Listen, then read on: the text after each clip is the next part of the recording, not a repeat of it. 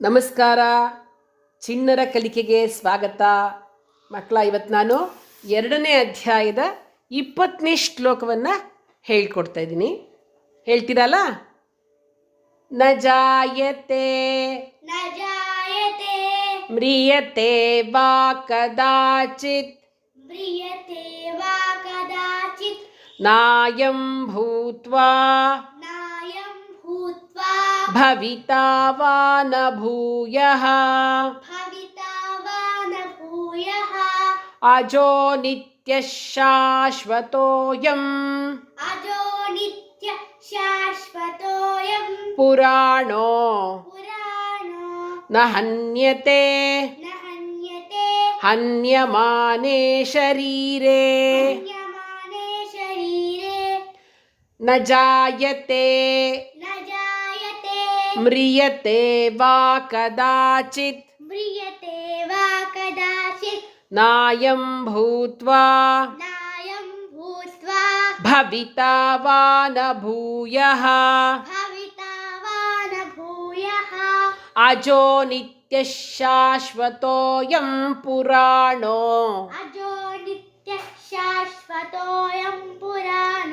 ನ ಹನ್ಯತೆ ಹನ್ಯಮಾನೇ ಶರೀರೇ. ನ ಜಾಯತೆ ಮ್ರಿಯತೆ ವಾ ಕದಾಚಿತ್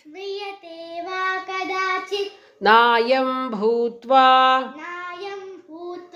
ಭವಿತಾ ವಾ ನ ಭೂಯಃ ಅಜೋ ನಿತ್ಯಃ ಶಾಶ್ವತೋಯಂ ಪುರಾಣೋ ನ ಹನ್ಯತೆ ಹನ್ಯಮಾನೇ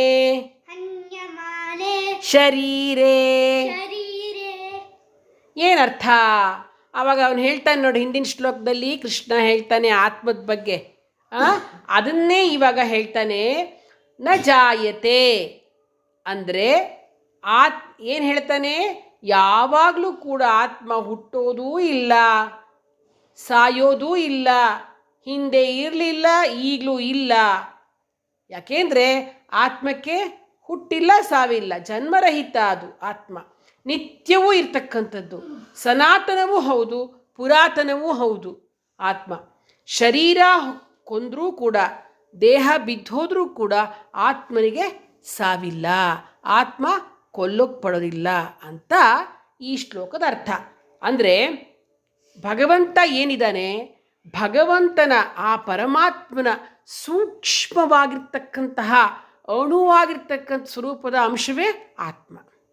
ಈಗ ಒಂದು ಹಾರ ಇರುತ್ತೆ, ಹಾರದಲ್ಲಿ ಎಷ್ಟೊಂದು ಹೂವಿರುತ್ತಲ್ವ, ಒಂದೊಂದು ಹೂವು ಆತ್ಮ, ಆ ಹಾರವೇ ಪರಮಾತ್ಮ. ಎಲ್ಲ ಹೂವುಗಳು ಸೇರಿ ಹಾರ ಆಗೋ ಹಾಗೆ ಎಲ್ಲ ಆತ್ಮರು ಪರಮಾತ್ಮನಲ್ಲಿ ಸೇರಿಕೊಳ್ಳೋದು ಅಂತ ಅರ್ಥ ಆಯ್ತಾ? ಹಾಗಾಗಿ ದೇಹ ಬದಲಾವಣೆ ಹೊಂದುತ್ತೆ ಹೊರತು ಆತ್ಮ ಬದಲಾವಣೆ ಹೊಂದೋದಿಲ್ಲ. ಆತ್ಮ ಯಾವಾಗಲೂ ಸ್ಥಿರವಾಗಿರುತ್ತೆ, ಆತ್ಮ ಯಾವಾಗಲೂ ಸ್ಥಿರವಾಗಿರ್ತಕ್ಕಂಥದ್ದು. ದೇಹ ಆದರೆ ನೋಡಿ, ಅದಕ್ಕೆ 6 ಬಗೆಯ ಪರಿವರ್ತನೆಗಳು. ದೇಹ ಏನಾಗುತ್ತೆ? ಜಾಯತೆ, ಹುಟ್ಟುತ್ತೆ, ಇರುತ್ತೆ, ಬೆಳೆಯುತ್ತೆ, ಮಾರ್ಪಾಡುತ್ತೆ, ಚೇಂಜಸ್ ಆಗುತ್ತೆ ದೇಹದಲ್ಲಿ, ಆಮೇಲೆ ಸೌದು ಹೋಗ್ಬಿಡುತ್ತೆ, ಆಮೇಲೆ ಲಾಸ್ಟಲ್ಲಿ ಹಾಳಾಗಿ ಹೋಗ್ಬಿಡುತ್ತೆ. ಅದಕ್ಕೆ ಸಂಸ್ಕೃತದಲ್ಲಿ ಹೇಳ್ತಾರೆ, ಜಾಯತೆ, ಅಸ್ಥಿ, ವರ್ಧತೆ, ಪರಿಣಮತೆ, ಅಪಕ್ಷೀಯತೆ, ವಿನಶ್ಯತಿ ಅಂತ 6 ಭಾವವಿಕಾರಗಳು ಆತ್ಮಕ್ಕೆ ಇದೆ ಅಂತ ಯಾಸ್ಕರ ನಿರುಕ್ತ ಅದರಲ್ಲಿ ಈ ಒಂದು ವಿಷಯನ ಉಲ್ಲೇಖಿಸಿದ್ದಾರೆ, ಆಯಿತಾ? ಆದರೆ ಆತ್ಮ ಇಂತಹ ಪರಿವರ್ತನೆಗಳಿಗೆ, ಈ ರೀತಿಯಾದ ಚೇಂಜಸ್ ಏನಿದೆ, ಹುಟ್ಟತ್ತೆ, ಬೆಳೆಯುತ್ತೆ, ಹಾಳಾಗುತ್ತೆ, ಯಾವ ಒಂದು ಪರಿವರ್ತನೆಗಳು ಕೂಡ ಆತ್ಮ ಒಳಪಡೋದಿಲ್ಲ. ಹಾಗಾಗಿ ಏನು ಹೇಳ್ತಾರೆ ಅಂತಂದರೆ, ಈ 6 ಭಾವವಿಕಾರಗಳು ಆತ್ಮನಲ್ಲಿ ಇರೋದಿಲ್ಲ. ಈ ಶರೀರ ಏನು ಗೊತ್ತಾ? ನೀರಿರುತ್ತಲ್ಲ, ನೀರಿನ ಮೇಲೆ ಇರ್ತಕ್ಕಂಥ ಗುಳ್ಳೆ ಇದ್ದ ಹಾಗೆ. ಗುಳ್ಳೆ ಹಿಂದೆ ನೀರಿದೆ, ಶರೀರದ ಹಿಂದೆ ಆತ್ಮ ಇದೆ. ಗುಳ್ಳೆಗಳು ಹುಟ್ಟುತ್ತವೆ, ಒಡೆದು ಹೋಗುತ್ತೆ.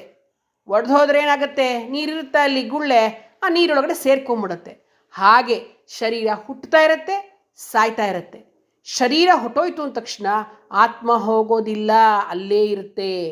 ಹುಟ್ಟು, ಬಾಲ್ಯ, ಯೌವನ, ಮುಪ್ಪು, ಜನ್ಮಾಂತರ, ಈ ಜನ್ಮ, ಮುಂದಿನ ಜನ್ಮ, ಆ ರೀತಿ ಹೀಗೆ ಆತ್ಮ ವೇಷ ಬದಲಾಯಿಸ್ತಾ ಹೋಗ್ತಾನೆ. ವೇಷಗಳಿಗೆ ಆದಿ ಇದೆ, ಅಂತ್ಯ ಇದೆ. ಅಂದರೆ ದೇಹಕ್ಕೆ ಹುಟ್ಟಿದೆ, ಸಾವಿದೆ.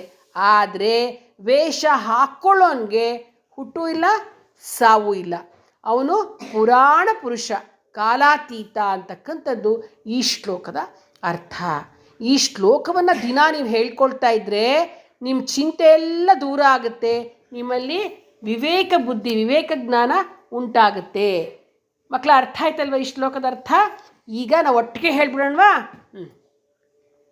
ನ ಜಾಯತೆ ಮ್ರಿಯತೆ ವಾ ಕದಾಚಿತ್ ನಾಯಂ ಭೂತ್ವಾ ಭವಿತಾ ವಾ ನ ಭೂಯಃ ಅಜೋ ನಿತ್ಯಃ ಶಾಶ್ವತೋಯಂ ಪುರಾಣೋ ನ ಹನ್ಯತೆ ಹನ್ಯಮಾನೇ ಶರೀರೇ.